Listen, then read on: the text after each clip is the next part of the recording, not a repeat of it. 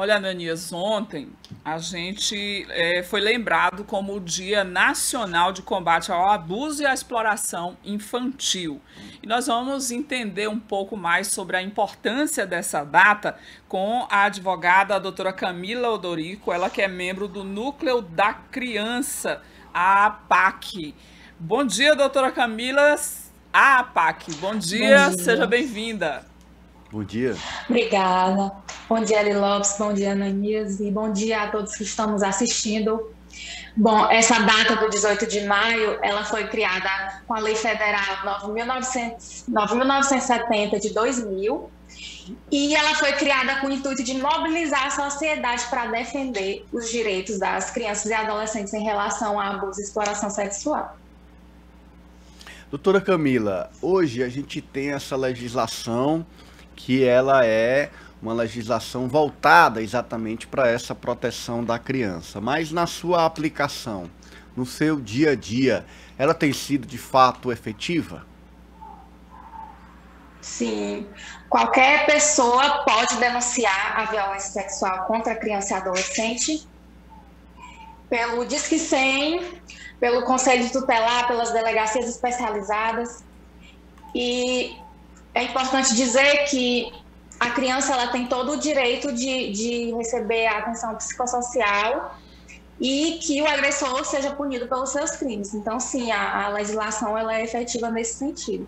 Apesar de que hoje o problema é em relação aos casos que chegam para a denúncia, porque a maioria dos casos não chegam a ser denunciados, né? O silêncio até hoje é a principal arma dos abusadores. Então, apenas cerca de 9% das violências sexuais em relação a crianças e adolescentes não são denunciadas, né? Ou seja, outros 90% ficam sem denúncia.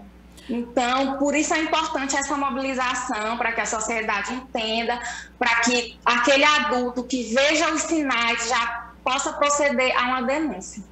Doutora Camila, infelizmente, o que a gente vê aí nas estatísticas é que a maioria dos abusos e da violência é cometida por pessoas muito próximas às crianças. Essa é uma realidade, de fato, ainda? Sim, infelizmente, o abuso sexual intrafamiliar, que a gente chama, é o mais cometido atualmente, que é relacionado ao âmbito familiar, geralmente provocado pelo pai, pelo tio, irmão, ou pessoas que já convivam com a criança, às vezes um parente ou amigo muito próximo da família. Infelizmente, essa ainda é a maior responsável pela questão do abuso sexual contra a criança ou adolescente. Doutora, nós tivemos recentemente uma ampliação no número de conselhos tutelares em Teresina, mais 2 foram instalados, um na Zona Leste e outro na Zona Sul. Isso para dar esta assistência maior às crianças. Eu queria que a senhora destacasse a parceria entre a Justiça e os conselhos tutelares, o papel de cada um nesse processo de proteção das crianças. Bom, o Conselho Tutelar ele atua principalmente no início da denúncia, certo? Assim que o Conselho Tutelar ele tem o conhecimento que está havendo a violência sexual contra alguma criança ou adolescente, ele vai para verificar a situação dessa criança, oferecer apoio psicossocial e auxiliar na denúncia. A Justiça, ela já vai na questão mais da punibilidade, certo? Ela vai investigar e proceder para que esse agressor seja punido. A gente vê também, doutora Camila, muitos casos de crianças que precisam de um acompanhamento psicológico ao longo da vida por conta, sendo reflexo desse abuso aí que aconteceu na infância. Como é que está essa rede de proteção, de auxílio a essas crianças que já sofreram abuso? Bom, aqui no Piauí a gente tem alguns centros que possibilitam esse apoio psicossocial. Inclusive, é um direito da criança, respaldado pelo Estatuto da Criança e do Adolescente, essa questão do acompanhamento psicológico. A gente tem aqui vários centros que podem fazer esse papel. A gente tem os CAPs também, caso a criança quando vai crescendo, quando vai virando adolescente, o adulto também possa continuar esse acompanhamento. Doutora, a senhora que acompanha o cenário piauiense, brasileiro de perto, tem visto durante esse processo de pandemia, assim como nós já verificamos em alguns dados, o aumento da exploração sexual de crianças e adolescentes no país? Sim, tem havido um aumento bastante significativo da questão da violência sexual contra a criança e adolescente, pela questão do isolamento social, né? A gente teve que ficar trancado em nossos casos, basicamente a pandemia inteira. Então, isso facilitou ainda mais, dificultou também para a denúncia, né? Que muitas vezes ninguém ficava nem sabendo que aquela criança estava sofrendo abuso. Então, dificultou bastante, inclusive a questão da violência familiar como um todo. Ela aumentou bastante na pandemia, justamente pela questão, principalmente desse isolamento. Só para a gente deixar claro, o que a legislação prevê de pena em casos de abuso de crianças e adolescentes? Bom, a gente tem o Código Penal, que prevê a punição até 20 anos para estupro de vulnerável, que é quando a criança é menor de 14 anos.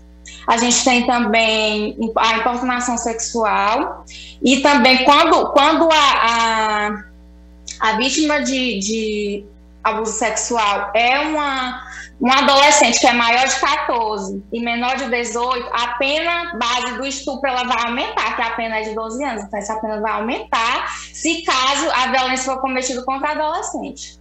Porque a questão do estupro de vulnerável, ela é punida com a pena maior, certo? Mas quando a criança é maior de 14 anos, já não caracteriza como estupro de vulnerável, mas a gente tem um aumento de pena, mesmo nesse caso de 14 a 18 anos. Se a criança tiver 14 a 18 anos, há um aumento de pena em relação ao estupro comum.